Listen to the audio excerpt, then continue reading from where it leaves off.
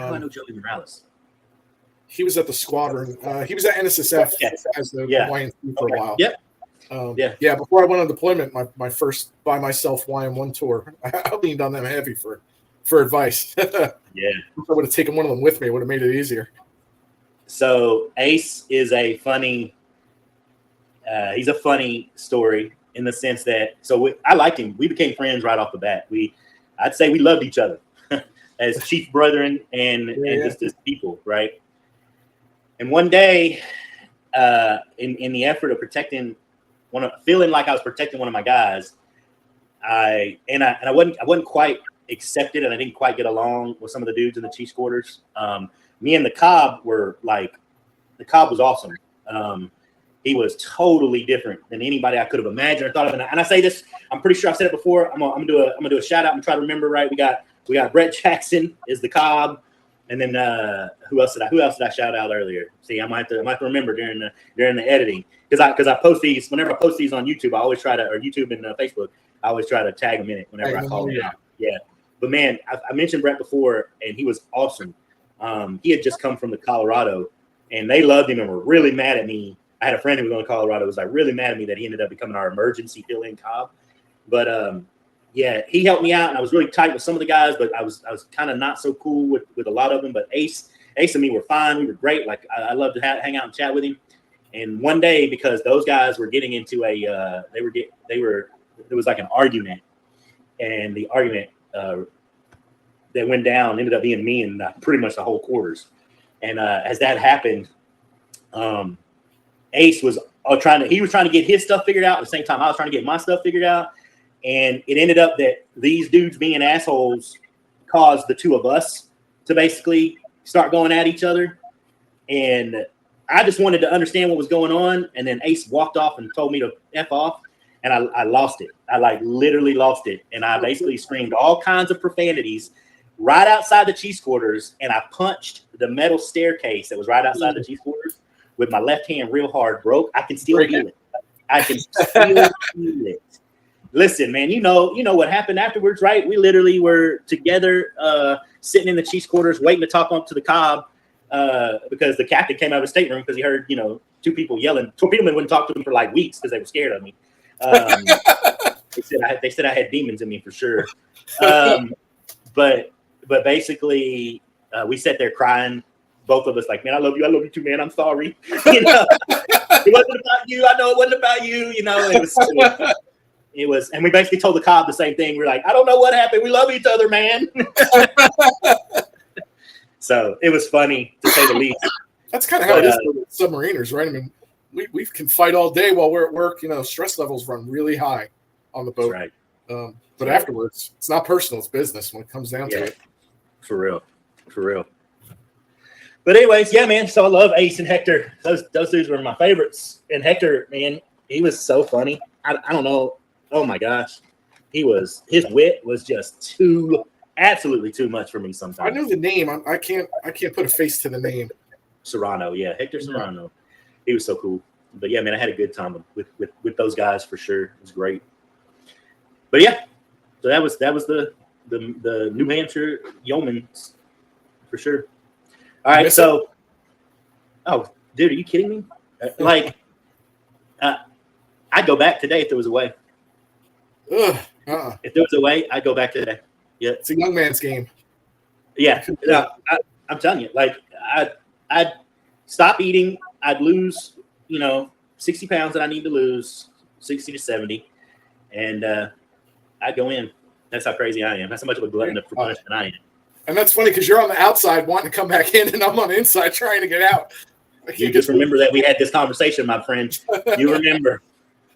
No, I can't have both worlds, and I want both worlds, and you just can't have it. You can't have, and I'll tell you, this is something I have not talked about a lot yet.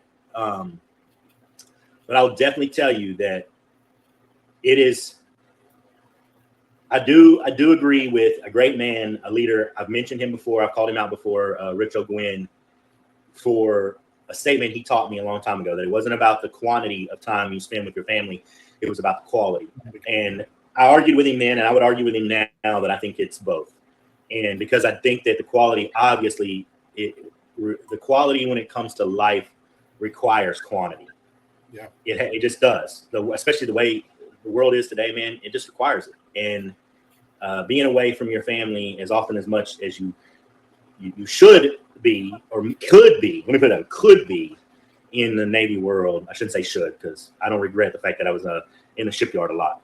Even when I didn't want to be the last time, I was grateful for it eventually.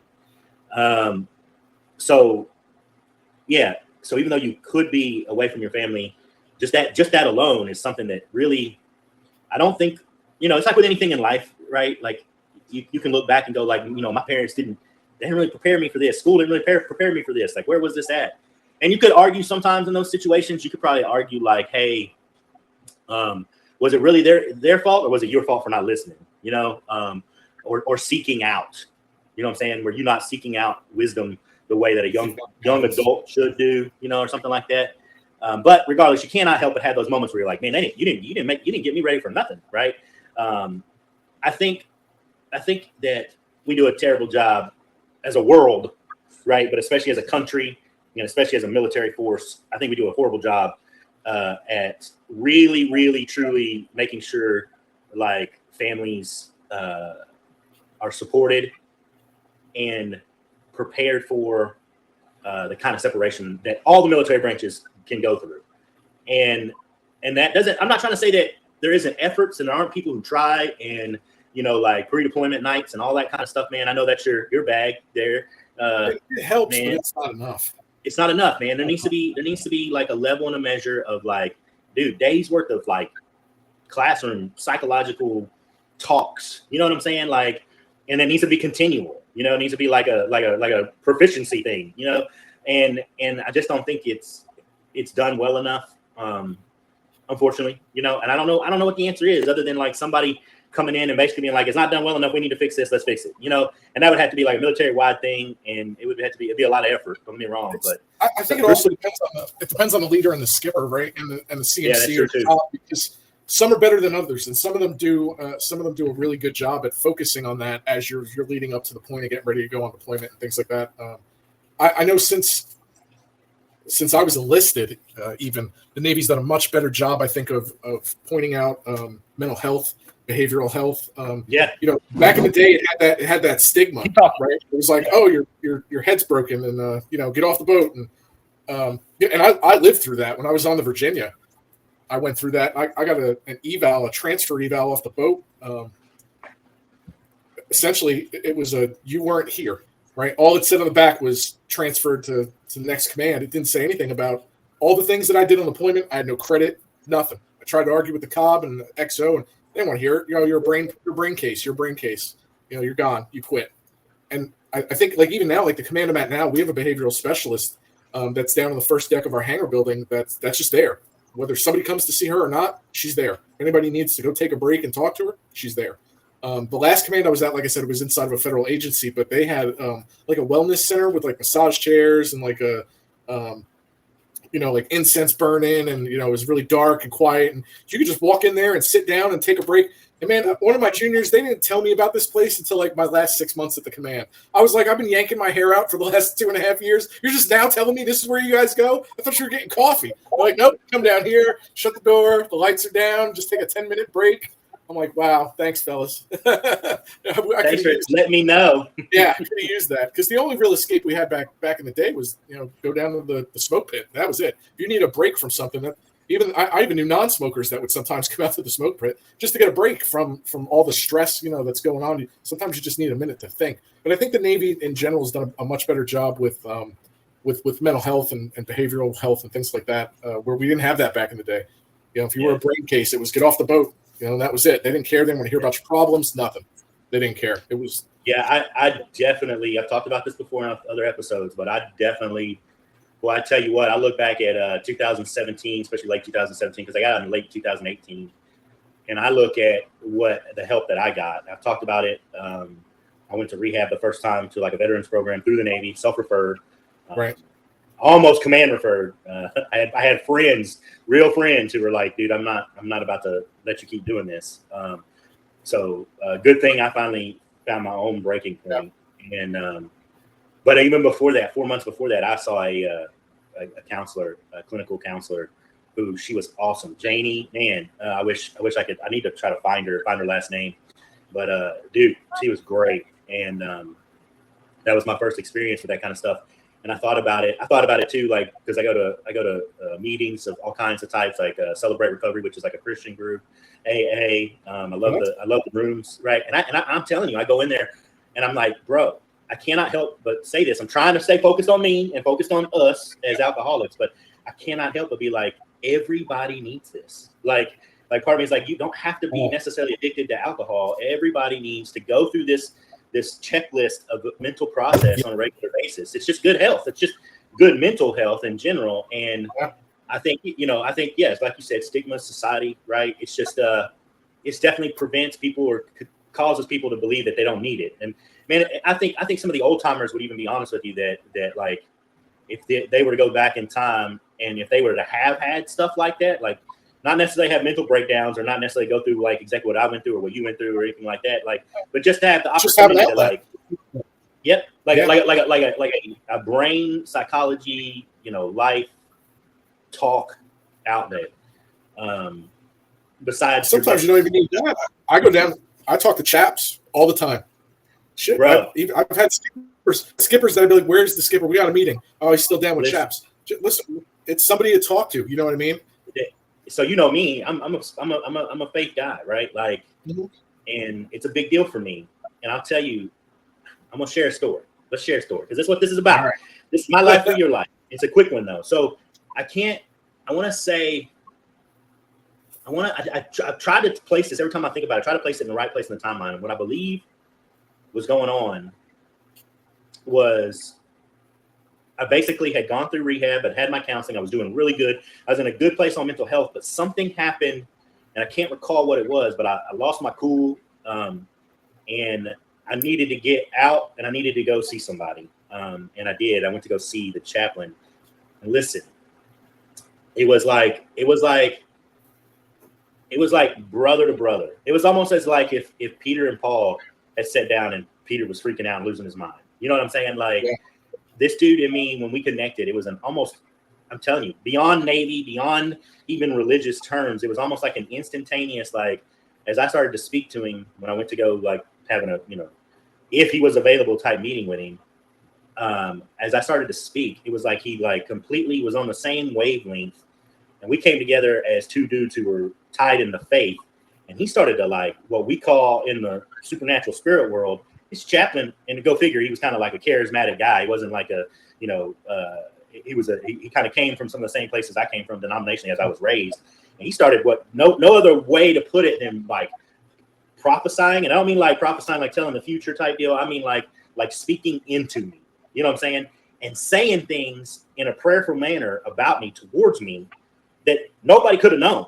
Like, it was stuff like the way he was doing it was almost like he knew exactly what was specifically happening to some specific levels that I was like, well, like he was reading my mind. Like, it wasn't about the fact that I was mad about this that happened or that I was struggling with this. It was like he knew the source of what was up in my head and how I was truly feeling about myself. And I mean, better than even as the best counselors do. That's awesome. That's rare. That is super rare to find somebody you can make that kind of. And listen, man, I'm telling you, both of us, not just me. He was so overwhelmed, we were crying. Like with what he was saying and how he was responding. It was a powerful, powerful moment, to say the least. And I think about it today. I'm like, bro, that was with a Navy chaplain. Well, they're people too. Navy chaplains are people too. No, I mean, I loved all the Navy chaplains. I'm just saying, like, to have that kind of, like, I don't know, supernatural interaction in a world that can be kind of, I'm a chaplain, and I'm not really particular to one religion or one denomination, or, you know what I'm saying? Like to have that sort of like non-PC, like just straight up raw spiritual interaction. It was powerful. That's amazing. It really is. Yeah, that's hard to find. That's really hard to find. Yeah, man, I'm telling you, I walked away from that moment and it was some juice. It was some serious juice to get me in a better place in the right direction. And it's like, even in moments past that, when I'm like struggling again, or I'm dealing with, things in my own life and they're bringing me down, it was one of those moments and places. I got a couple of them, I call them, memorials. And I've heard pastors talk about this. I've heard counselors talk about this, like secular folks talk about where I have have places that you can anchor yourself back to in your life, right?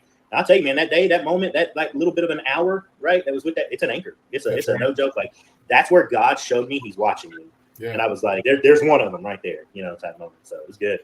I won't say that I had that deep of a connection with the counselor. In fact, I kind of thought the guy was really weird. And sometimes, man.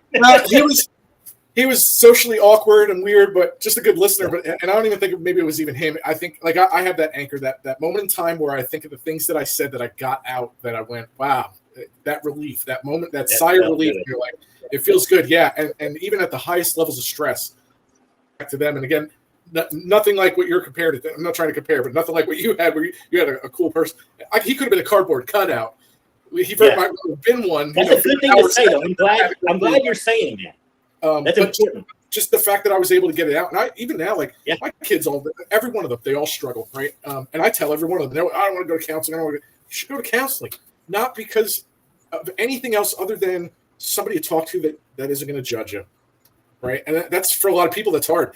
Like kids ain't going to talk to me. And they tell me all the time, if I tell you, you're going to yell at me. If I tell you what I did, I'm going to be in trouble. And it sucks being that as a parent that you're at that, because you can't let go of that. You're damn right you're going to get in trouble. But so it puts, because of that authority. And I guess I can relate that to being in the Navy. It's the same thing, right? Because you're an authority figure. It's harder for them to talk to you about stuff because they're afraid to get in trouble. And it's the same thing with juniors. They're afraid to get in trouble, which like at work, I always tell people, go talk to chaps. No. I don't need God. No, you need something, man. Like, and other than go smoke 15 cigarettes at the smoke deck and come back reeking like a chimney. Go downstairs and just sit in his office and stare at him if you want. He doesn't care. He'll just sit there until you're ready to talk. Like, dude, that's right. And I don't think I've ever met a bad chaplain. And I've had one where we just sat there and stared at each other at work. And like, I feel so much better, chaps. And he'd be like, "That's great. I don't know what I did. I didn't do anything." I was like, I just needed this moment of peace, silence, and somebody that was stable that I could stare at for a minute, just to get my bearings back. Now I go back upstairs. I'm good. I'm glad you made that point, because I got to be careful. When you talk about these magical moments, you got to get people to understand and realize, like, you don't need that. You don't necessarily. I was just fortunate that day for reasons I needed it, and God gave it. But there's times where you can just feel so much better by just going and talking to a professional, and that's probably the key thing there, is that they're professionals in the sense that they have literally studied and practiced just sitting there and listening. Yep. And not saying dumb stuff. Yeah. I'll tell you what, listen, I kind of what you're just talking about with your children. I'm doing the same thing with mine, right? But they've been to family meetings with me and twice now, and all of them leaving crying, and I'm like, I told you it's good. Right? They love it, right? And but then Brandy, just had this moment in her life where she was like, look, man, you've had all this help. When's it gonna be my time? I need some help. You're hard to deal with. And I'm like, you know what? You are right, babe. You are 100%. But you know what I had to do, right? I still had to like kick her butt out the door and make her go make an appointment. So she has this epiphany, and then she doesn't want to do it. Right? And I'm like, look, woman, get out there. Go see a counselor. I talked to my counselor at the time. I was like, who's a good person? And we have yet to do. We're going to do a my counselor me, her counselor her thing. These two ladies are best friends, and they were trained by like some French psychologist to like do this type of marriage counseling. And it's gonna be epic. But are you there? Am I losing you? I just want you to know on my screen, you're frozen like this. Hand up. Am I now? Am I still frozen? You were frozen on my screen, so it's just sort of like a neck. No, there you are. Okay, good. You're moving. So, anyways, all right, good. So she finally went, and let me tell you what, man. Her therapist is like asking her questions sometimes where she's like, this lady is basically saying, Brent, so do you need another appointment, in a month? And Brent goes, do I need? Yes. Like, are you crazy, lady? You have become a part of my life now. And, that's awesome. Yeah, there's been a number of incidents where Brady's been like, I think I need to make an appointment. And I'm like, yeah, you probably do. Are you there? Yeah. That's funny. Yeah, so it's been good, man, and I just recommend it to anybody. I recommend it to anyone. Right now.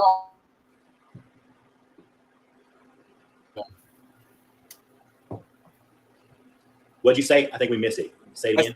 I said it's amazing how some people push back so hard, whether it's a stigma of doing it or whatever. But when they finally do it, how amazing they think it is, and how how awesome it is, and it makes them feel. Then it's like, yeah, I got to go all the time. Like I don't do like appointments and stuff. That actually became kind of monotonous. Having to call medical and figure out how long is it going to take me to leave the parking lot, go to the appointment. How am I going to feel when I come back, and like try to dive back into work and be at 100%. Like it's easier now. Like I said, I go downstairs, shoot the shit with chaps, and that's all I need. A couple times a week. I'm stressed up. Go hang out with chaps. Talk about video games, sports, whatever, anything. That's good. But that's good, man. That's my go-to. And then sing karaoke on Friday nights. Listen, it's the only time we drink is Friday. I don't drink on school nights. Can't go to work hungover, stuff like that. But man, Friday, as soon as we get home, the beers are popping and the music's flowing. Yeah.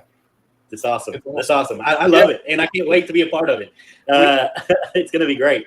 We didn't get to sing last night. We were watching the Laker game, and then my job called, and I had to do work stuff and log into my computer. So we skipped out last night. So I don't know. Depends on how bad the storms are tonight. We might have a karaoke Saturday. Those are fun too. Yeah. There you go. I love it. Yeah. So just for all the watchers and lawbreakers out there, so you understand this connection. Me and Joey both have a problem.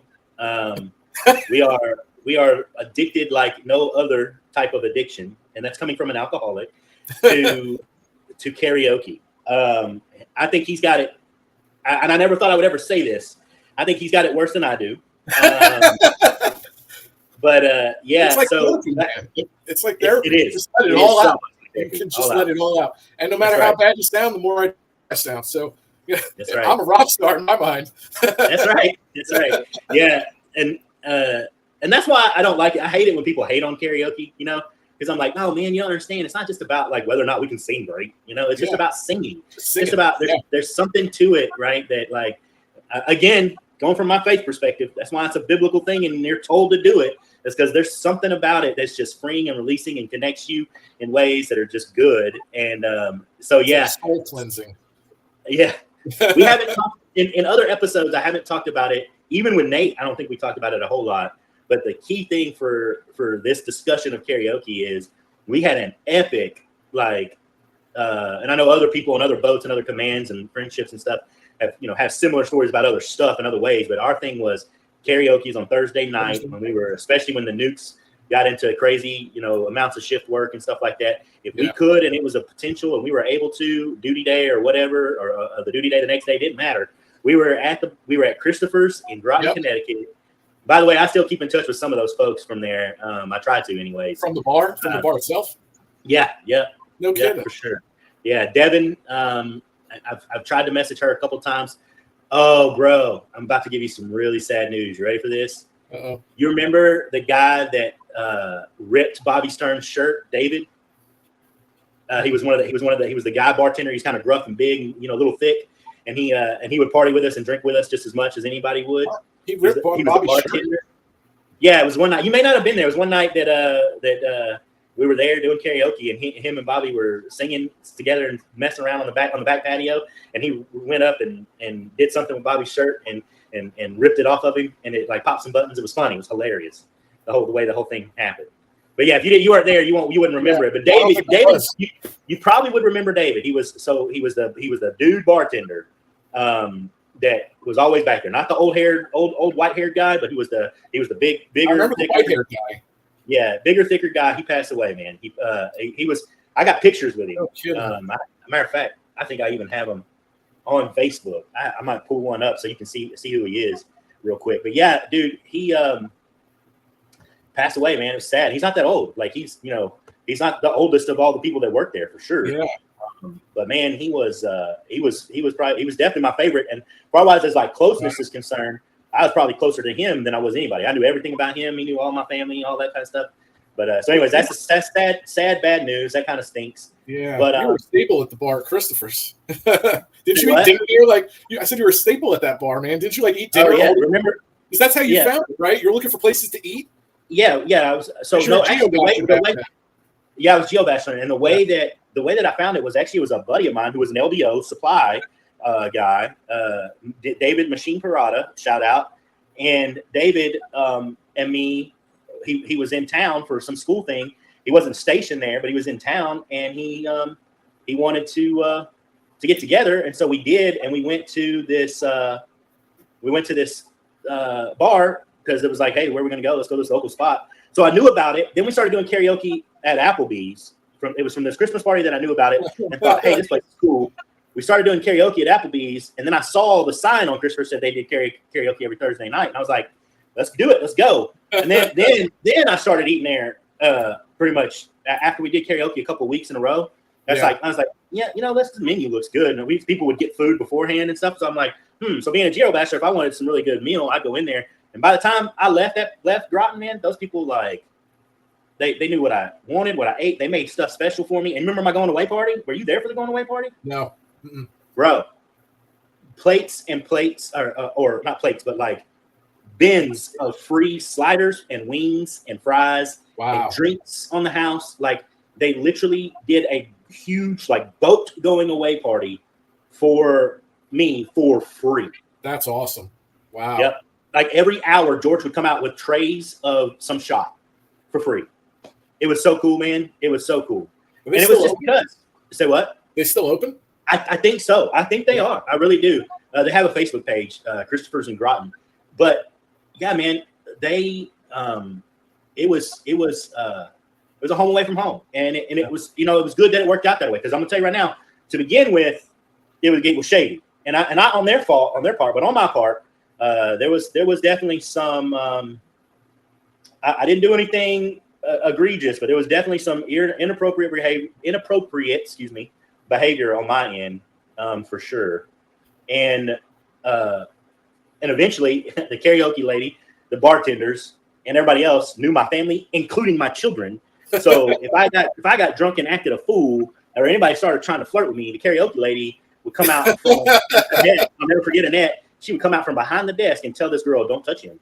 So it started to become just a safe place to be, and I appreciate them and everything. But the key thing though for us is that's how not that we weren't good friends before that, like we were, and we hung out all the time.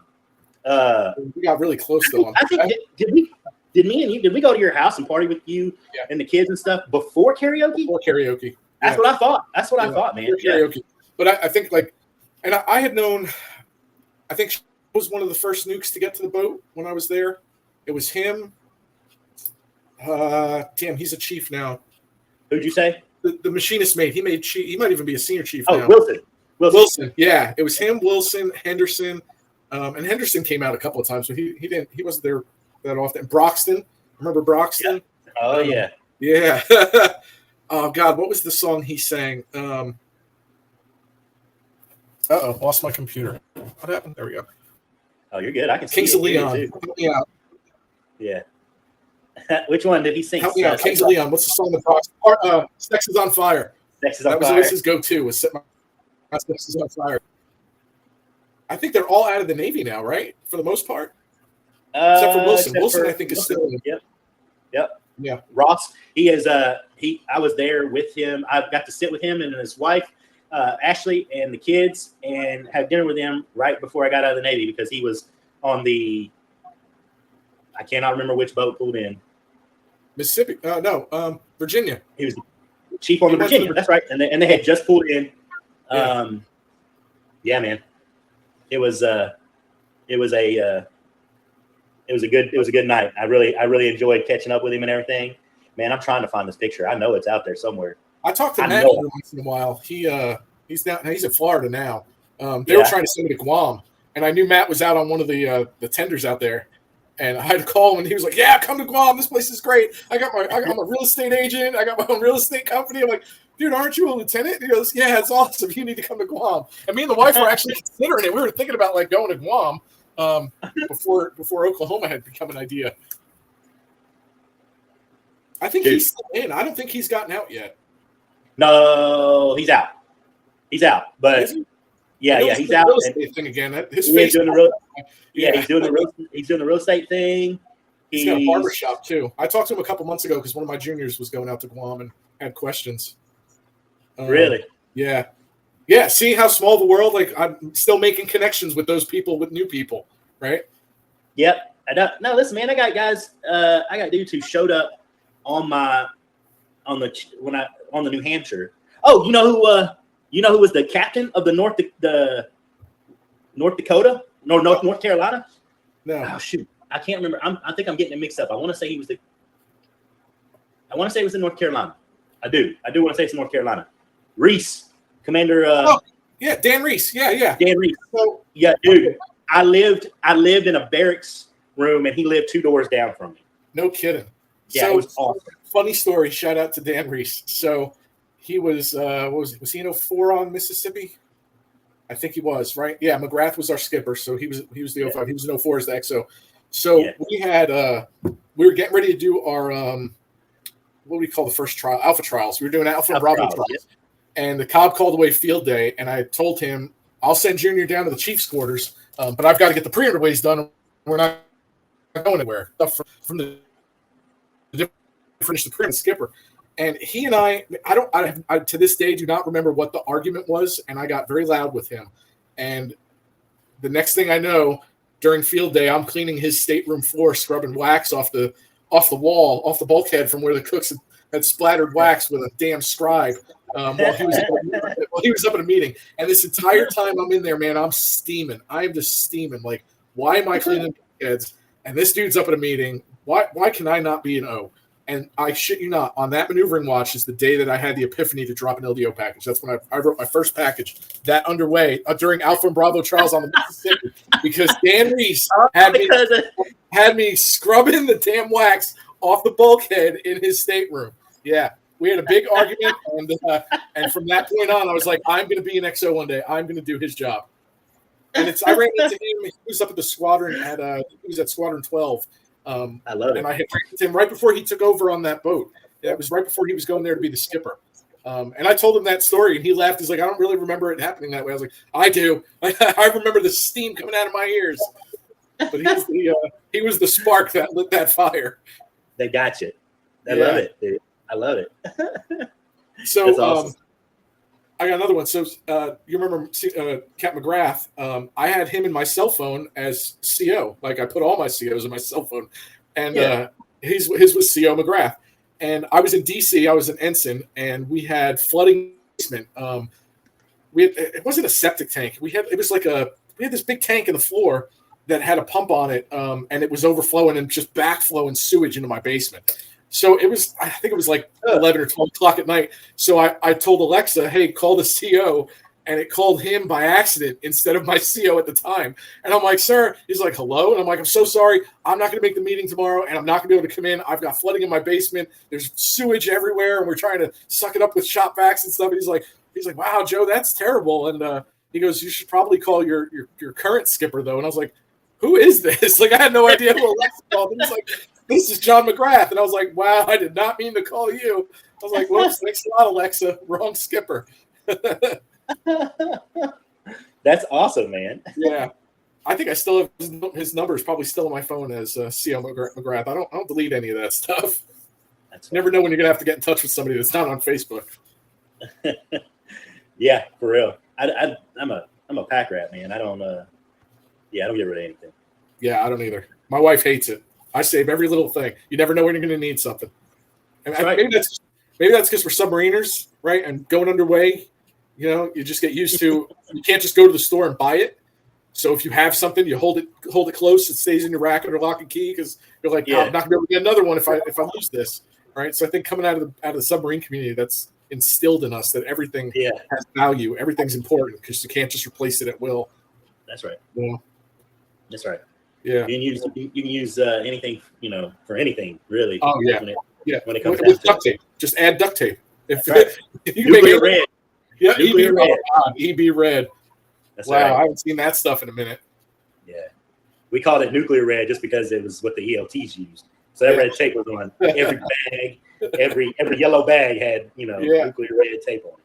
You remember the underway where you guys made like I put today was Talk Like a Pirate Day in the plan of the day, and you guys like took it to a whole nother level, and you came out off the mid-watch with like EB red swords, cardboard parakeets. Yeah.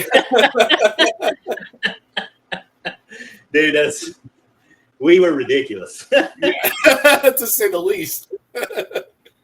My goodness. Yeah, that was an awesome crew, though. That was probably one of my favorite tours was the Mississippi. For as hard as it was being in the shipyard for so long, just the friendships that I came out of that tour with are just fantastic. Right? Like, look, it's funny. Almost everybody I've interviewed, right, so far, I think everybody I have interviewed has said that, like, the time that we have in common was the best time that they've had in the Navy. Yeah. And even in some of the worst of situations. Yeah. I love it. And I think it's because we got you know what that means for me? I'm a blessed man. We all are. That's a fact. If it was everybody's favorite, God was looking out for me because I was with all the favorites. That's true. Yeah, I think it's because we were on the boat from day one, right from the beginning, before it was a boat. I mean, when I got there, the office was just painted.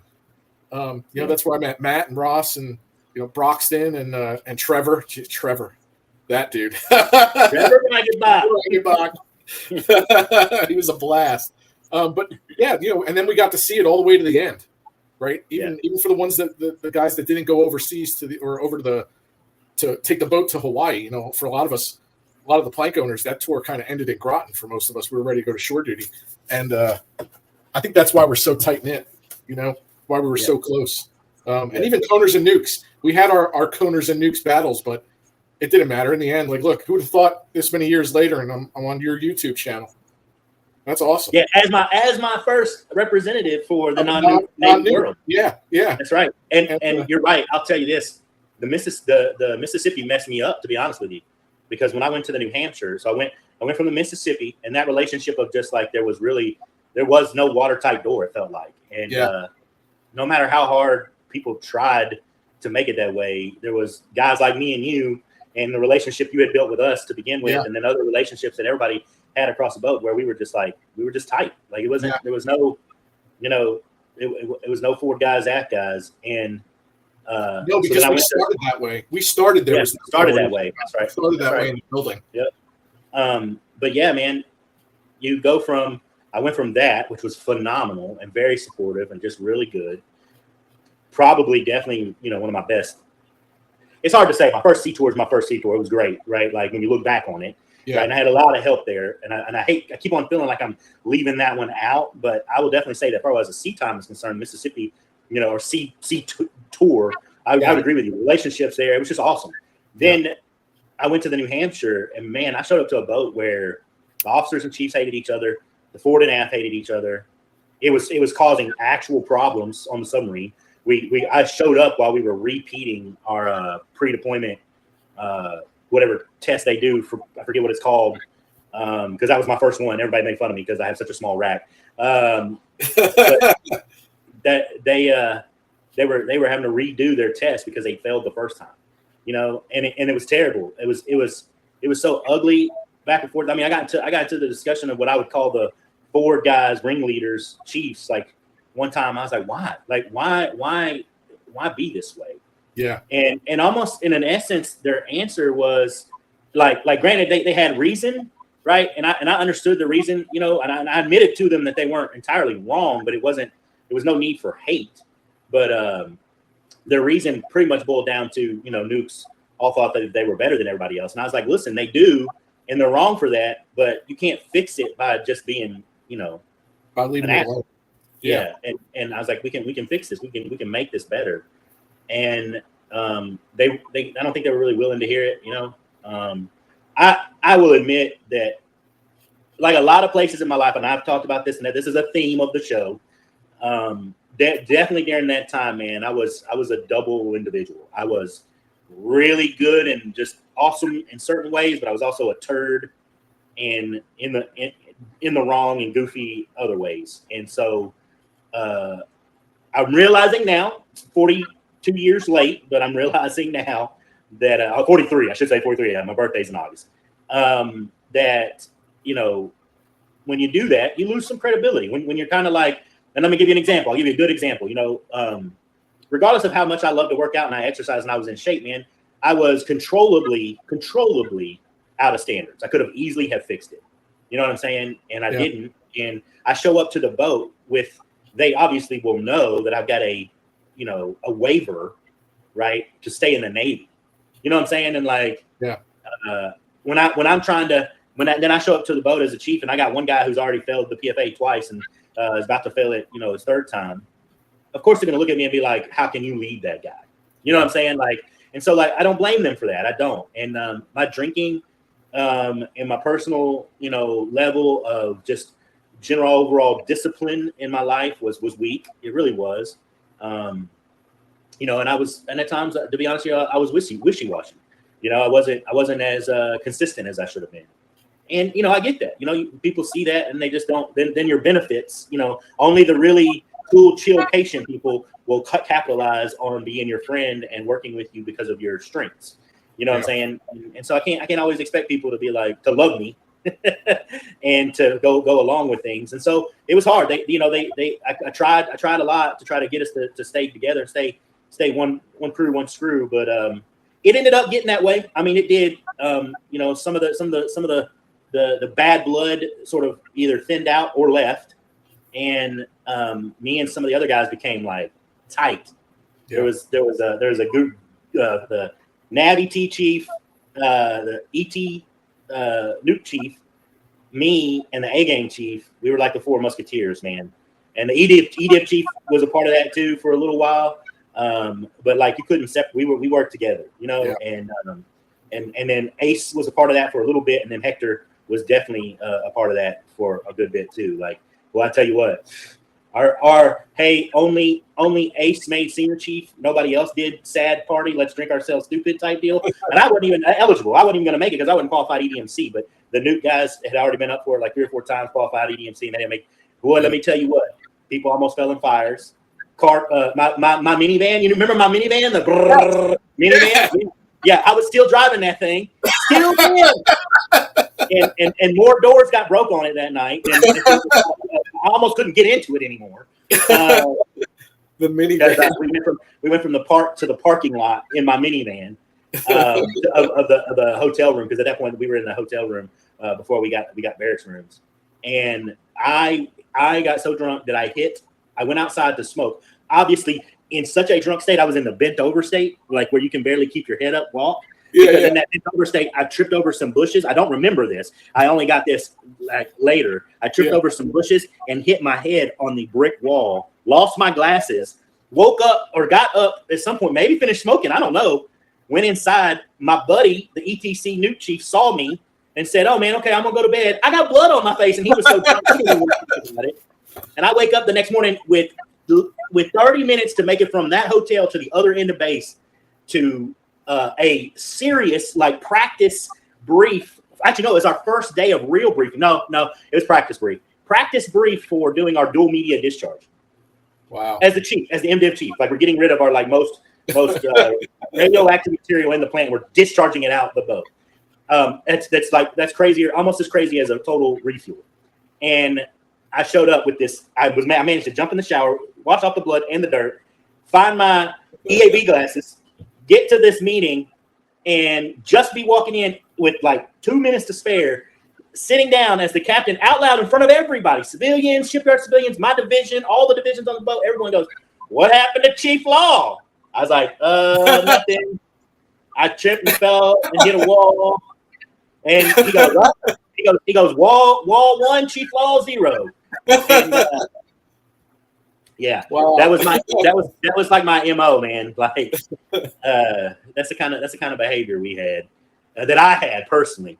Most of those guys didn't do that every night. I did it almost every other night. It's funny how you said the practice brief. I've heard that since I've left the submarine force. It's a thing. It's a thing. Surface folks, they have no idea how hard we have. Yeah, they don't know. Brief to the brief. They got no clue. No clue. The briefs before the briefs. Yeah. Yeah. And it's funny too, because everybody had to be there, including I think Hector at the time had to be there too. Because of like something he had to do, or talking to the XO or something. So Hector would just be like, "You dumb nukes and your stupid briefs." It is a nuke thing. That's where we get it from. It's you right. guys that cause all that. We thought we're it's our fault for sure. Yeah. So since we moved to Oklahoma, and I live in like a regular neighborhood, I got a decent sized fenced in backyard, but the wife and kids have started their own small zoo We've got 2 bulldogs, 3 cats, a rat, 2 boa constrictors, 2 bearded dragons, and about 10 rabbits. And they just run. They're just all running rampant, all just running loose. It's insane. It is insane. I'm gonna have to buy a farm, which is good because I actually think I want to buy a horse. Have you watched Yellowstone? Yeah. You want to buy a horse? Yeah. So I've watched enough of it. I think I could get the hang of horseback riding. But I feel like I live in Yellowstone, right? So my buddy next door, Yellowstone Country. With. What's that? I said you live in semi-Yellowstone type country. Oh yeah, no, definitely. Listen, my buddy next door, he's got like 19 pairs of cowboy boots made of snakes, ostriches, all kinds of weird shit. He does the whole cowboy hat thing, and he's got these belt buckles that are like the size of my head. You know, I live in Yellowstone Country. So I don't want us to lose track, but since we're talking about cultural differences, do you remember what I used to call you I would call you this either one when we were having a really good time, or 2 you were pissing me off. Do you remember what my nickname was? Was it Joey Bag of Donuts? No. No, shit. What was it? I mean, I remember anytime that you were giving me crap and I needed to give you crap, but I would always be like, "Oh yeah, Jersey Shore. Let me see some more fist bump. Let me see Jersey Shore. Let me see some more." 6 years, but I still fist bump. Listen, dude, I'm going to title this episode "Jersey Shore Moves to Oklahoma." That it at least cause it to be some clickbait. Listen, my wife's going through a cultural difference coming out here from New York. Same yeah, I can only imagine. It's the kids not so much. I just think maybe being in Connecticut, it was different for so long. That it's not too big of a culture shock to them. But yeah, for me and the wife, like everybody makes fun of the accent. Oh, where are you from? You're not from around here. No, we're not. We almost for my birthday, we went up to Tulsa and got a hotel room just to go see something different. Yeah. And I was looking for horseback riding because that season's starting to open up, and I was like, we should go horseback riding. And both of us, I'm wearing my Hey Dudes, and she's got sneakers on. And she's like, I was like, but we can't go wearing this stuff. We're gonna have to go to Boot Barn. And we walked in there, and oh boy, let me tell you, that was a culture shock. But I was this close to getting her to buy cowgirl boots. Because you got to go horseback riding. You can't go up there in your Hey Dudes and your Nikes, right? So I'm this close, and she wouldn't do it. She wouldn't bite. Soon though, funny. Soon I'm going to get her to get some cowgirl boots, and we're going to go horseback riding. She down with staying there? Yeah, she likes it. Like I said, man, she wants to live by the ocean. She loves, which is funny because she's from upstate New York. She's from Glens Falls. Like she lived most of her life in Glens Falls, but she loves the ocean. She wants to be near the ocean. But yeah, we go kayaking on Thunderbird, fishing. She's got a paddleboard. Dude, I love Glens Falls, so I can understand the lake up there, man. Oh yeah, it was phenomenal. That was an awesome summer. Summer. Trying to think, we spent a lot of time last year on the lake, but not as much as we did when we were up there. We lived in. It was exit 117. I can't think of the name of the lake, but we got free passes to the lakes for being military. For all the parks in upstate New York. So I got that sticker one year, and we were 5 minutes from this little lake, and we went for free. And we had bought tickets to it was like Six Flags. It wasn't Six. What was it called? Yeah. Great Escape. Yeah. We went for the entire summer. My kids, her kids, all the kids. We spent the entire summer. If we weren't on the lake, we were at Great Escape. Kids would bitch and complain. Oh, I'm bored. Yep, get in the car. I spent $84 a person for them stupid passes. And we got our summer's worth, man. And I'm deadly afraid of roller coasters. Like I don't do heights at all. Yeah. I'm the dad holding the purse, the backpacks. I've added a fanny pack to my repertoire. We went to Vegas and I bought a fanny pack, and that's the greatest thing in the world, man. Is a fanny pack. I'm bringing it back. I don't care what anybody says. I'm bringing it back. The fanny pack. Listen, you're not the only person I know. I got some friends out there. I'm gonna hold their names back because they got pictures that circulate with them wearing their fanny pack. I got the wife to buy one when we were in Vegas too, because we were walking so much. Like I wanted to see every site that I could possibly see. Married couple fanny packs. And we stopped in the store, and I was like, man, I can't keep my wallet, the cell phone, the keys, the room key, the money, Like, it's just too much. Her cell phone, her wallet. Like, I had to hold all of this stuff, and I sure as hell wasn't walking around with her purse. You know, I wasn't carrying that thing. So, yeah, fanny packs, man. I take it everywhere. Every time we go on a trip, I'm like, where's my fanny? And it's not just any fanny pack. I got a Calvin Klein fanny pack. You know, I went bougie. Yeah. Right. Hey, look. I've been you put me in a tourist destination, I'm gonna have a backpack on. So I've been a backpack guy for years. So it's the same. It's similar. It's just it doesn't have the negative. But you know what? A fanny pack is smaller, lighter. You know, like it's less. You know, especially like. Yeah, especially if you were, it's downsizing, especially if you're going to go on rides and stuff like that. Like you can keep it on you, you know, zipped up and closed up. Especially not have to worry about stuff out of your pocket. Yeah, that's right. And they got those thin ones too that like just really wrap around your body or whatever. Oh, I get it. Yeah. Don't get me wrong, I get it, but it's still funny because I ain't bought one yet, so I can make one of you. You got to get one. I'm telling you. Hey, going back to what you were saying about Yellowstone and your property and like where you're at. Yeah, dude, I bought in completely. My emoji on my cell phone is me looking like this with a cowboy hat. I can't make the face any fatter, or it would be more of an accurate picture, right? But yeah, we're like I was telling you earlier, man. We're doing a market garden out here. When I say a market garden, we're talking like multiple 100-foot by 40-foot plots. Right now, we haven't even started our first one, but the goal is by next year, by fall this season, we have like entire winter crops and cover crops. Cover crops are like natural fertilizers, like certain types of grass and stuff like that. That we have them completely like ready to go for like in a greenhouse, ready to go for next spring to the point where the plan is to be producing at least 30 to 50 subscription worthy weekly distribution boxes of vegetables. And dude, yeah, I want a horse, but the problem is I only have 4 acres and I don't want to put one on the land right now because I'm literally going to try to turn the whole land into this market vegetable garden type deal. But yeah, man, we got all kinds of ideas. We're gonna create a YouTube for that. We're gonna create a website for that soon. We're trying to come up with like the emblem and everything. But we're out here in the country, man, and I'm with you on the horse riding stuff. Very first pair of boots I got from our free boot or safety shoe thing that comes from Granger out on the site.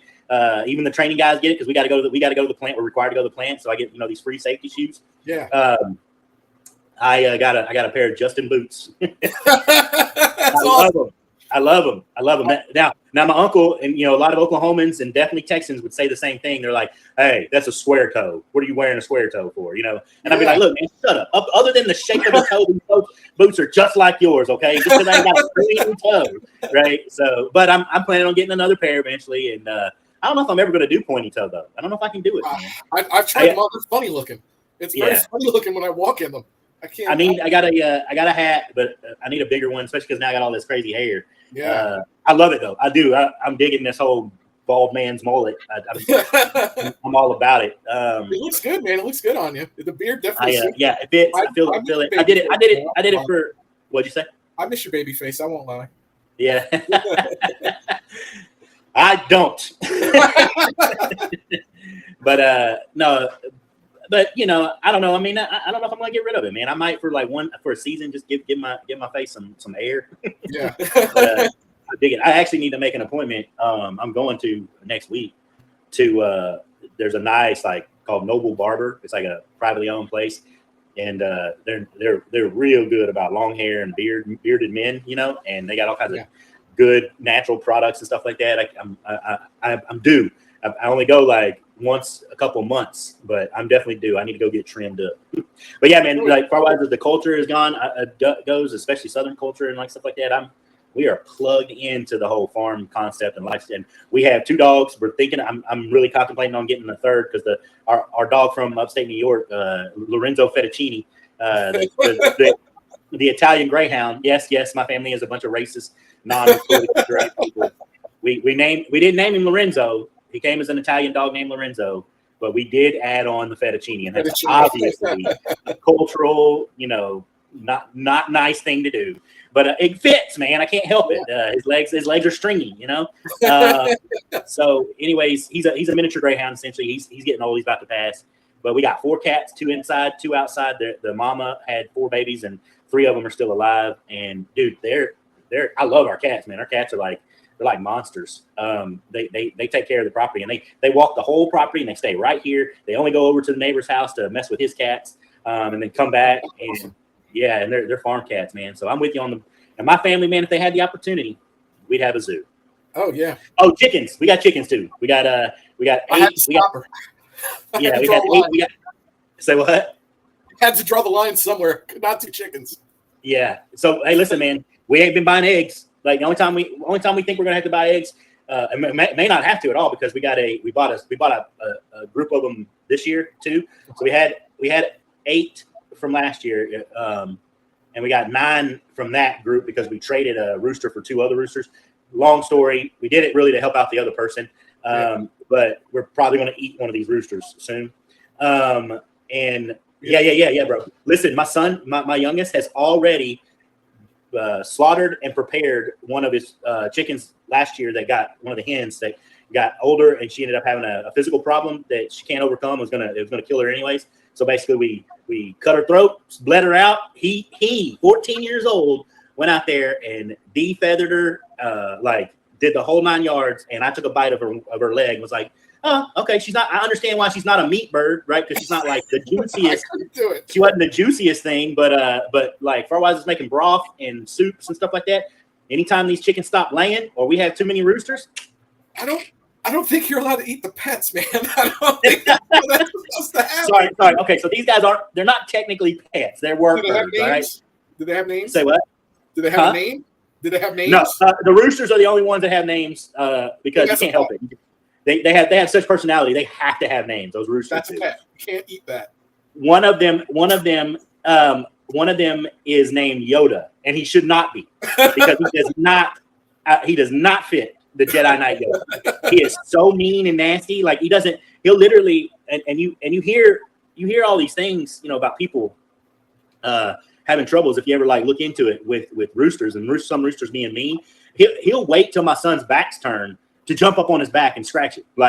That's how mean he is. Yeah. So I got a metal pole I keep him in check with when I go out there.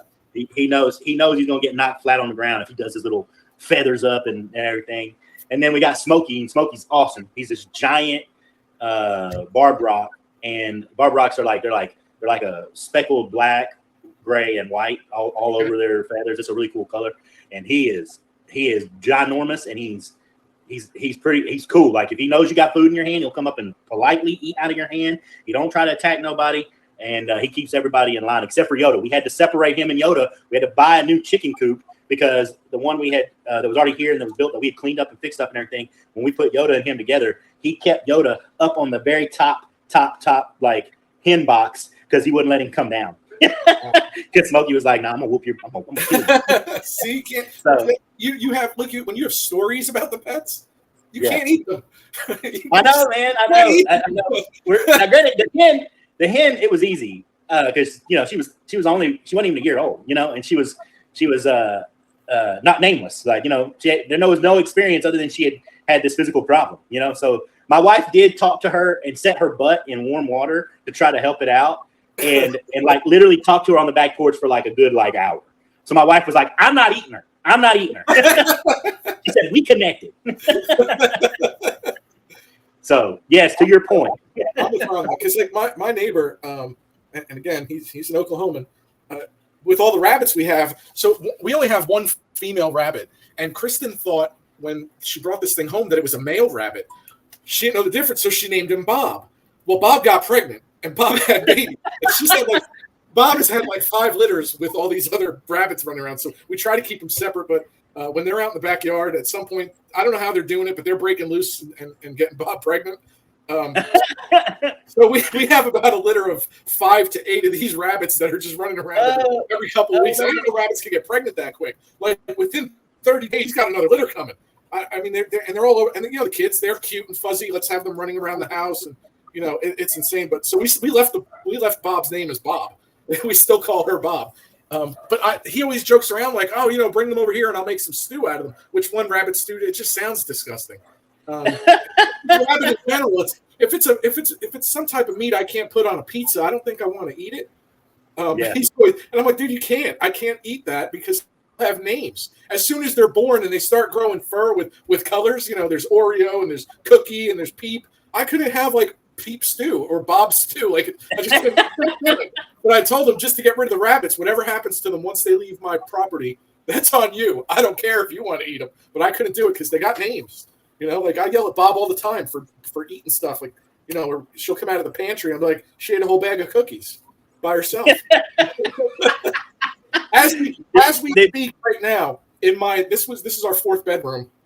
And when Grace moved in with Tommy and she left, we turned this into my bat cave. So I don't know if you could see all the toys and the Batman stuff behind me. It's hard because this is inside of a desk, but I've got Batman stuff all in here. Different cowls, helmets, pictures.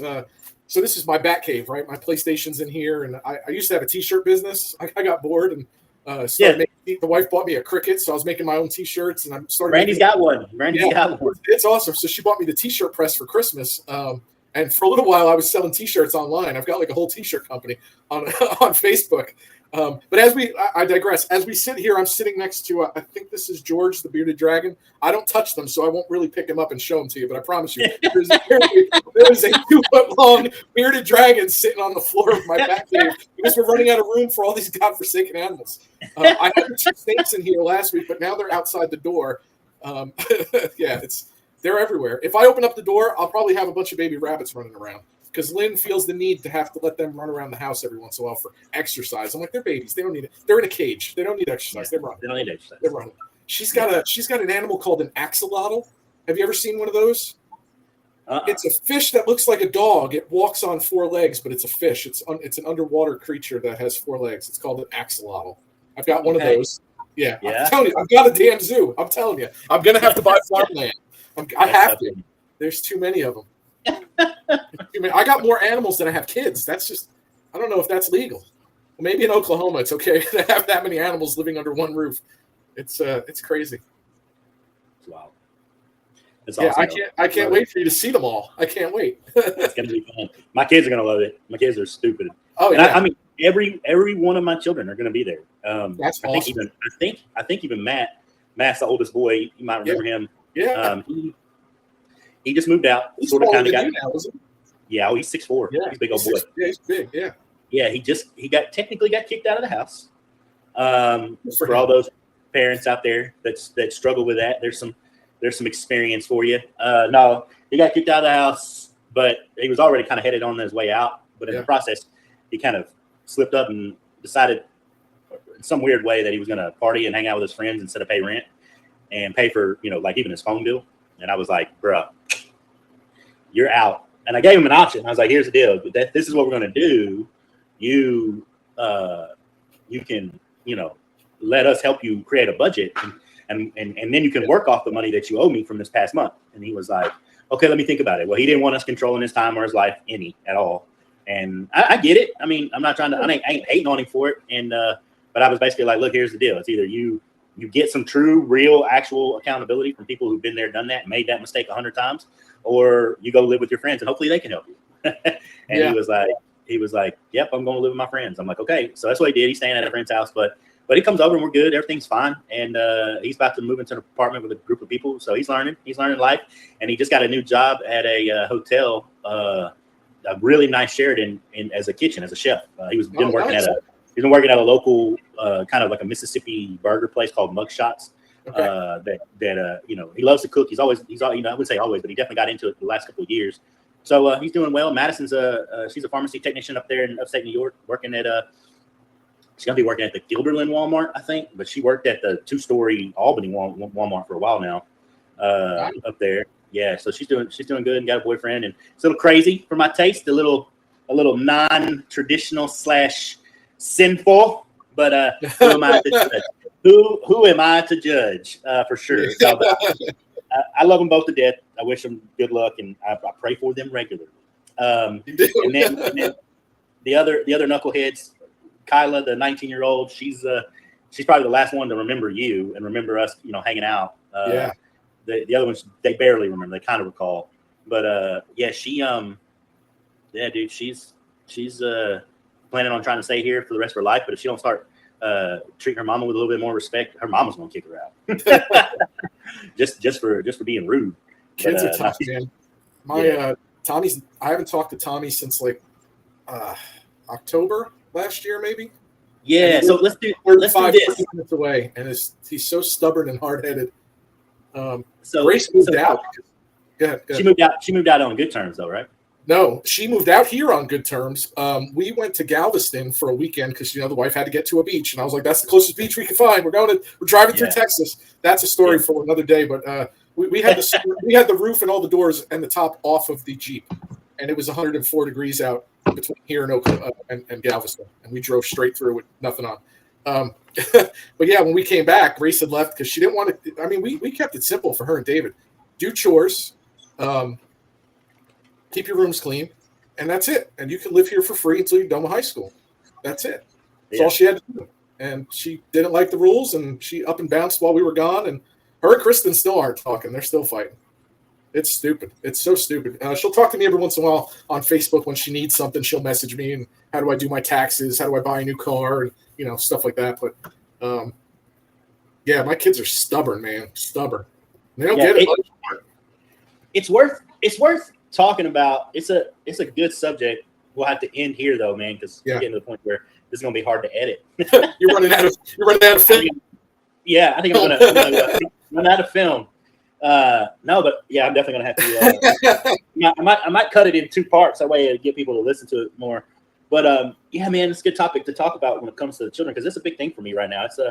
It's definitely it's working on me, grinding on me, and that is because I still got 4, others that are living in here. And like I said about the 19-year-old disrespecting her mom and my 18-year-old she's got a boyfriend and he's a good kid, but there's like this world that they are trying to create that they're not ready to have yet. You know what I'm saying? And she's tough in her own right. And so they're living here. And then the 2 probably youngest are seemingly the easier ones. But at this point, I'm knocking on wood. I don't know what's easy. Because all of them have been, sort of in the same boat of concern, with decisions that they make. And I guess, in a way, part of me says I deserve this because of the way that I treated my mother in my last days of life and my family and my home. But granted, I was smart enough to try to go the direction of college and the military. But this whole like you said, like you gave it to her easy, like keep your room clean. And I'm sure they had a lot of like freedoms that my kids, wouldn't necessarily have. Now, granted, I'm actually kind of gotten in my old age. I've gotten sort of like, I'm definitely talking to them a lot more about things. I'm like, hey, don't do that. That's stupid. And make an effort to kind of point out stuff that we see going on and go, look at that. You want to be that way, But at the same time, it's nuts. Like the level of not keeping your room clean, really. Like, and I can easily scapegoat my wife on this one and basically be like, well, you are a dirty person. You always have been. Your cleanliness, viewpoint or level has been a struggle over our marriage, or over our lives. And some people will be like, oh, it's because you're in the military. And my kids have even said like, yeah, when we were growing up, we thought about things as like dad clean versus what we thought was clean. And I was like, I'm like, really though? Like, is it truly that bad? So, I find it nutty too to have somebody decide that they want to not live for free with the comfort of and protection of parents just because there's some rules. Yeah, like and that was it, man. That was it. Like even with weed, and I don't know, with the way I was raised, weed is a drug. Don't be a druggie, right? But even with that, like I was so lax, right? When Grace came here and she was doing it. And that was a hard pill to swallow was her smoking weed. But because when she lived with her mother, man, she got to do whatever the hell she wanted. My ex-wife didn't give a shit. But and I told her, look, if you're gonna do it, as long as it's not in my house, I don't care what you do. You're about to be 18 in a few weeks. You do you, boo-boo, right? Not in my house. You want to do it outside, do it with friends, that's fine. Go for a walk, come back. If you're high, that's fine. You're not getting in a car, and you're not doing it in my house. Those were kind of my ground rules, and I think she was okay with that. But yeah, the cleaning thing, man, like having chores, like it drove her insane to have to. I'm with you. We're about to have a family council meeting on the same level of the level at which they get vehement towards each other about who has to wash dishes and chores and I'm asking myself, like, even though like I said, I placed it at my wife's feet, I'm asking myself, like, where did I go wrong, man? Like, was I really like not the kind of example that I should have been? Like, I'm struggling right now, bro, with being like, what did I do that caused this craziness of a mindset? Maybe we didn't make cleaning fun. Yeah, I don't know. clean up. Yeah. Maybe, and I thought about it in my life, right? And the problem, maybe this doesn't apply to you, but I thought like, well, was it because of the conflict between me and their mother? You know, like, but dude, that doesn't explain. Like my son and my oldest daughter and my son's rooms. Like now, my oldest daughter, thank God, like from what I can tell of her life, she's over the past couple of years, what through her first marriage, which she got divorced, by the way, she got married and then divorced. Yeah. She's 24. Oh wait, she'd be 25. She's 24. I don't know. I think she's 20. You're getting she's old. 24. Yeah, she's 24. I forget things. So she's 24, man. She's responsible. She's you know, but definitely from a health perspective and from a life perspective, from what I can tell, you know, her and her boyfriend are partying too much, drinking, you know, just say partying too much. I don't want to. Yeah. I'm not trying to get them in any kind of trouble or say anything crazy. And but they're like I said, they're responsible adults. They're like at least living in their life. And her you know, she seems to be a cleaner person. But man, when she was the last like year that she lived here, not lived here, but lived in upstate New York before she got married, before we left there, dude, her room, I say last 2 years, maybe 3, her room was condemnable. Like it was disgusting. It was unbelievably bad. I'm talking like I couldn't even go near it, or I would have like had a heart attack. And maybe that was part of the problem. Maybe I didn't put my foot down when it started to get bad. I don't know. But it was horrible. And then my son was insane. And my 19-year-old, we have to regularly, like somebody has to like watch her to be like, hi, it's not okay to have all your clothes on your floor, right? And pick from them to wear them. Yes. Who does that? Yeah. All the kids in here do. All of them.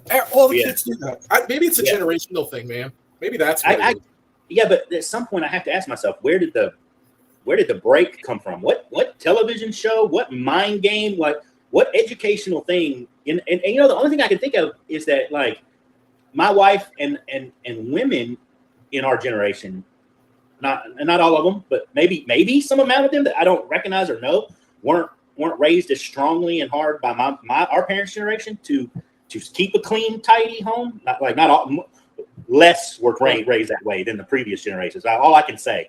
I don't know, man. I don't know where the breakdown came from, where general, just simple level measure of like, just don't be disgusting. Like that's just my rule. Just don't let things get gross. Lynn works with Kristen as like on weekends and stuff for like side cash, and so she has, you know, some spending money and stuff like that. Yeah. She works for a woman who owns a cleaning company, who cleans at work, and then when she comes home, cleans the entire house because all the damn animals and shit, right? And the kids.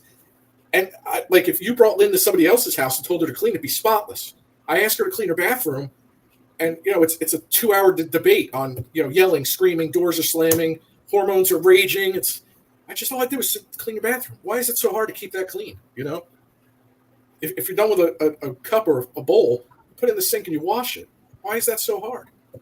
We have a dishwasher. It's a machine designed to wash the dishes. Dude, put it in the dishwasher. Why is that so hard? It is literally like murder here. And I thought, okay, I'm going to break my own rule. I'm going to get in my hands soapy and sooty and wash a couple of dishes. One week I did that. My wife started washing them too. And just to try to see like, hey, is it an example thing? And they were comfortable. They were perfectly okay with it. They were like, Mom and Dad doing the dishes. We're done.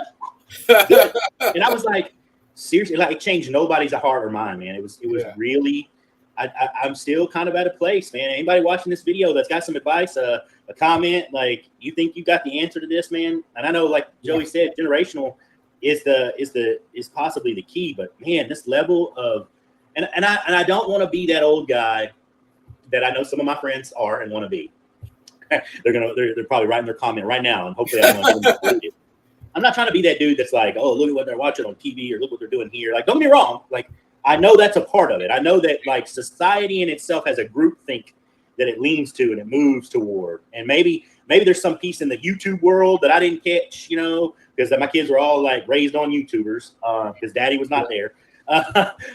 Like there, maybe it's something to do with that. Like somewhere they're seeing this and hearing it as okay as a lifestyle that I didn't catch, that I didn't see. But that's my problem. My problem is like I have a hard time I'm a cause effect guy, right? I even if I'm wrong, I still need to sometimes compartmentalize what's happening. And the reason why it's happening is because of this, right? And this one's difficult for me. This one is I can't just do it based off of like, well, back when I was a kid, you know what I'm saying? Like, I don't have an identification of like, man, my room would get messy when I was living in my mom's house. It got real messy at times. I always tell the story about how the reason why I didn't go officer to begin with was because I got accepted. I literally got letters from my A&M, from A&M and Virginia Military Institute as, hey, you've been like you are not an alternate. We're just looking. We have a question about your admission package. Like, where's your admission package? And then I looked on my cluttered desk and saw that I had left two, because I was stoned the night before, of the last day of me being able to mail this off where it would make sense and reach the deadline. The two processing fees checks were on my desk, $25 a pop, which was nothing for me at the time. I was working at a grocery store. And so, like, I understand where, like, lack of organization and uncleanliness can it can be a life changer, right? Yeah. Like, I have a story for it, right? But at the same time, like, my bathroom was never gross.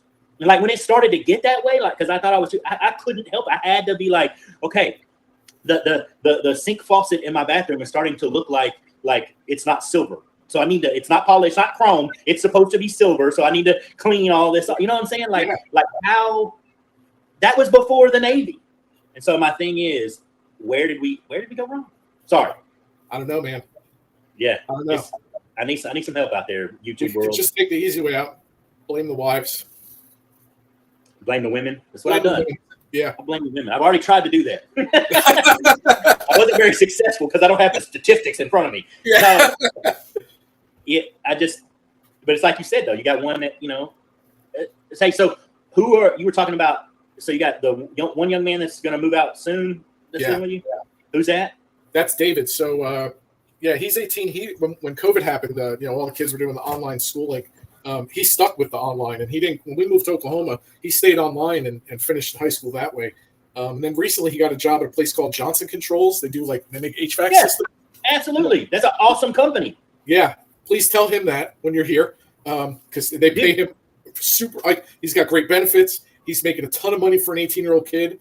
Why does he think anything different? What's his qualm with it? No, he doesn't have one. But David doesn't. I don't know. He's a 10-year-old stuck in an 18-year-old body sometimes. Like he's like one of those kids that, like, he's still at that stage where if you say boobies, he thinks that's funny, right? But he's an 18-year-old man with facial hair, right? He can do 110 on I-35 on the Parkway, but if you say boobies, it's funny. Yeah. He had a lot of jobs in food, Dunkin' Donuts, and all that. And didn't take it very serious. And Is this your wife? Is this your wife's children? It's her oldest. This is the stepchildren. Yeah, right. Well, I mean, they're mine, right? But yeah, no, I'm with you. He, love that. I don't know. I'm just worried like that. He's gonna take it for granted and be like, "Oh, I was late," and then get fired and be like, and you're like, "Dude, I will definitely, bro. When I get there, insurance, you're paying bills now. You got rent. Yeah, he's on the verge. He's so close to full blown responsibility. Responsible adult ish. I will let him know. I worry, don't blow it. I don't think he understands how good of a. And everybody I've told that I said, "Hey, this is where David's working." They said the same thing you just did. That's an awesome company to work for. Yeah. And he got it on the team. Yeah. So yeah, definitely, man. Because I want him to understand. Like, I keep telling him, like, this is a good place for a career. Everybody needs air conditioning, and everybody needs heat. And in Oklahoma, you need air and heat sometimes in the same day. The weather changes so much. Oh yeah.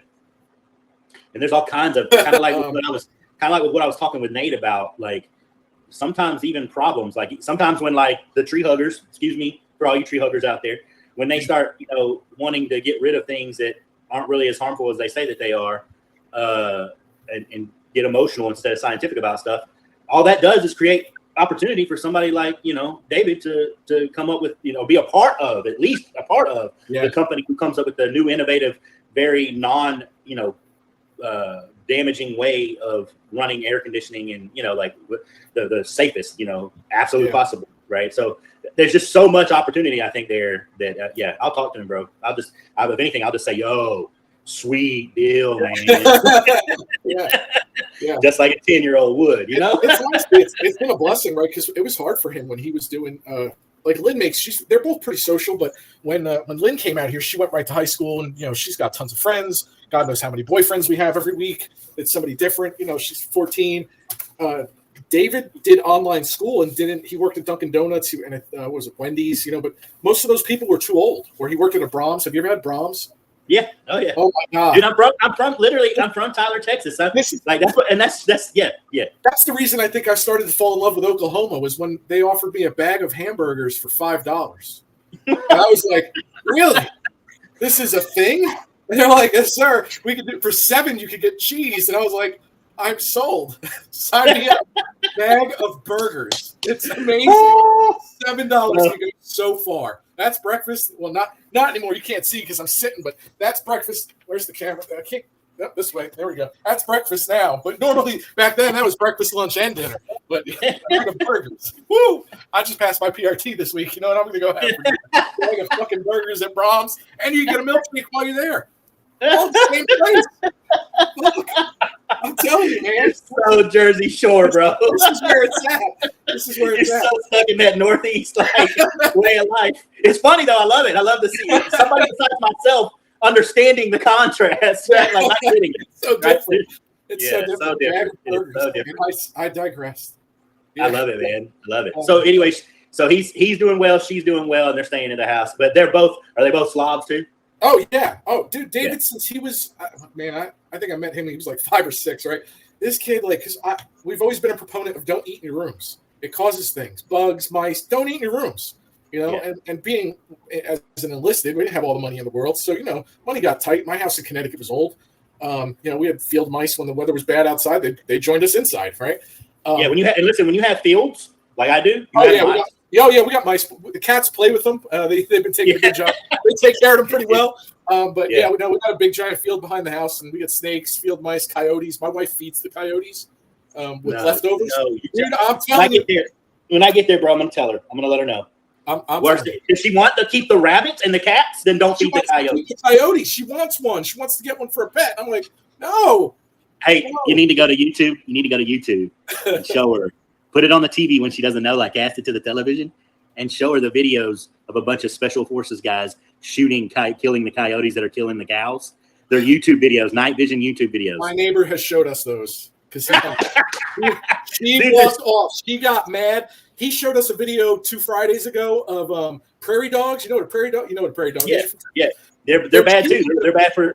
They were shooting with a sniper rifle, and they just popped. Yeah. And we were a few beers in, laughing hysterically. She was about to cry. She got so mad at me. She talked to me for the rest of the night. If you don't understand, like if you have cows, man, there are some predators out there. That's the Yellowstone way, right? You have, unfortunately, my buddy Scott put in our conversation. I had to edit it out because it was a part of something else that just didn't work. But he said as an officer, he got to the point where and now too, because he works for a really cool contracting company that does DoD type stuff for like just like CD type work, right? And projects like that, like building management projects type deal. And he says I tell guys all the time, he's like, looks like we're going to the train station. You got a one-way ticket. You don't shut up, right? But man, that's a Yellowstone life, man. Like it don't matter how endangered the wolves are. If they get on your land and they start eating your cows, that's a way of living. And I would agree with people that there are ways to manage that. There truly are. But I think a lot of times the freakouts are part of the problem. And prairie dogs are bad, bro. They're real bad. Like horses and cows, all of them break their ankles and they're done. They're finished. Life's over because they step into a prairie dog hole. And like. And they are evasive. They're not like, and even where they come from, they're evasive. So it's not like the prairie dogs in an ecosystem are going to be completely wiped out. Now there are times in history past, right? Like the days when people thought it was a good idea to just kill buffalo and leave them in the fields and take their hides only. You know what I'm saying? Like there's times back there with that kind of thought process where. It was kill them any way you possibly can, and the poisons and the things that they did, right, were like terrible. But thinning out the population through some game sport shooting or something, I'm not sure, man. I'm not sure if that's bad. But especially with those coyotes, man, you see some of those videos where they're shooting them. Those bad. Where the bad. Oh, and like the feral hogs in Texas right now, unreal. Yeah. My neighbor when he goes bow hunting, he carries a sidearm because of the pigs, because of the hogs. Yeah. They will kill you. They will, and on that, but there's too many of them, and this is where I think if the Greenpeace, animal loving PETA people could just chill out and get with hunters and farmers, they all want conservation. They all want to keep the it's like Yellowstone, right? It's like the same idea, right? They want to keep the land. They don't want the airport coming in. You know what I'm saying? They don't want like that last season where, you know, the environmentalists and John Dutton, you know, like she's seeing life in a different way, right? Like there can be balance to the whole ordeal, and you can come and agree on certain things for sure. And if we did that more often, I think, you know, you wouldn't have some of the craziness that you have, some of the divide. You know? Yeah, the world would be better. Yeah, for sure. That's true with everything. So. Except for in Ukraine, because that's a land grab. Say what? I said except for in the Ukraine, because that's a land grab. That's a land grab. Yeah. Boy, don't go there. All right, so we can go. We're at the 3 hour mark. We're at the 3 hour mark, bro. Oh, really? Oh yeah, I got my glasses on. Yeah, we're about. We could go for another hour for sure. But hey, man, it's been real. We ended this thing with talking about we got an open. Listen, we got to, like we say in the training world, I got an open subject in the parking lot, and it's for future episodes. And for anybody that's watching, explain to me why this generation's worth of children, why Joey and my children are slobs. What did we do wrong? Tell us. I'm ready to receive correction. Yeah, same here. I will be watching your comments for sure. Yeah, give us some advice, man. Facebook or YouTube, either way. Also, I definitely got to make sure everybody understands, right? Listen, subscribe to this channel. I promise you the content is I've already got hundreds of people telling me like how much they're loving this, how much just the conversations, especially when we get to some of the tough topics and we share our experiences, just how much they're helping. My goal here is to start a serious forum where over time, you know, like we, you know, really I'm able to, you know, create content that even just in 5-minute spans or so really truly is our life for your life, to help you through our experience. And if you got something to offer, maybe you can come on the show at some point in time. Even if I don't know you, you can just hit me up and we can do that whole chat thing. But yeah, please subscribe, do the bell thing. Everybody always talks about the notification thing. I hate to be like the typical like, hey, ring the bell and subscribe to my channel, right? But I can't help it because that's the way I want to grow this thing. It's the best way to do it. It's a safer way here on YouTube. Even more so on Facebook, and definitely share it with any group of people or anybody, even if it's just your own Facebook page. Share the videos for your friends and family, because you never know, somebody out there might just get encouraged. And the key word I use in most of my episodes is probably going to end up being a part of my channel banner and all this other stuff later on is edification and edifying, man. And that's an interesting word when you look up the definition, but it's giving knowledge and wisdom and experience, really is the way I see that, to help somebody grow. And that's really what it boils down to. Joey, bruh, it's been real, and I cannot wait. I can't even, man. It's going to be awesome. I can't wait. It's going to be awesome. So many people are so jealous right now. Maybe I'll make you some rabbit stew. Maybe some rabbit stew. Now, I just don't want to be around the table saying, her name was Robert Paulson. Her name was Robert Paulson. Okay, we can't do that. We can't. I won't be able. I'm a tough guy when it comes to animals and eating them. I won't be able to do that, right? Like Bob has got to stay Bob, right? Whether it's a man with boobs or it's a female rabbit with boobs. Robert Paulson. I don't want him to die. I just don't want him to die. Yeah. Well, hopefully your girls want to take home rabbits with you. Oh no. I'm sure I'll have another litter in the next couple of weeks. Oh man, don't you do it. We're gonna have a good time when we see each other. Yeah, thank you for coming on the show and hanging out. And like I tell everybody, don't be surprised if in the future you get a re-invite for another one, because I figure I would. After all, my name is awesome, and I'm gonna watch it so many times and I'm gonna hit the like button so many times that you're gonna be like, wow, this is like the most popular video I have. I've got juniors at the office that are going to click subscribe. Shut the office down early if you've subscribed and liked. And you'll be like, damn, I'm going to have Mr. Awesome back on the show again because my ratings are through the roof. Yeah. So, all right, brother. I'm sure I'll be on again. All right, man. Look, I'm going to let you go. All right, man. I'll see you in a couple of weeks. Yeah, man. I'll throw my number and stuff and address, and we'll hammer out some details. Okay. Yep. Yeah. Let's do it. Awesome. All right, man. It'll be great. All right. Later, bro. See you. Later, buddy.